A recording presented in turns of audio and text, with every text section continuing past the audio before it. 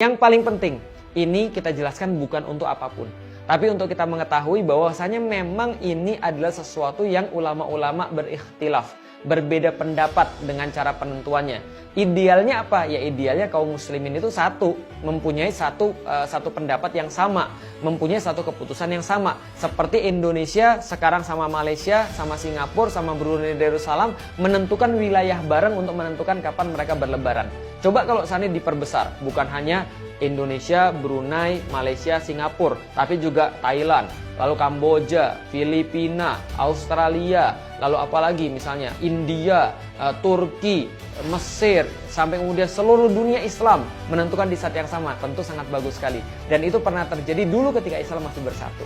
Ketika Islam tidak lagi bersatu, ya akhirnya kita harus menerima perbedaan seperti ini. Yang kedua, teman-teman sekalian, dalam perbedaan yang sudah dilegitimasi oleh para ulama, yang sudah diokein oleh para ulama, maka tidak ada yang dosa, tidak ada yang salah ketika dia sudah punya pendapat, yang pendapat itu punya dalil syar'i. Dan tiga pendapat tadi yang sudah saya sampaikan dalilnya adalah dalil yang syar'i, maka kita tidak boleh mengatakan bahwasanya ya ada satu yang dosa, ada yang satu tidak. Yang dosa adalah yang puasanya 31 hari, yaitu kelebihan. Atau yang puasanya 28 hari, itu kekurangan. Nah berarti kalau dia punya dalil, insya Allah dia tetap boleh untuk memilih. Maka kalau orang Muhammadiyah, mereka akan berlebaran pada tanggal 21, ahlan wa sahlan, selamat berlebaran, selamat hari raya Idul Fitri. Kenapa? Karena mereka memakai dalil hisab.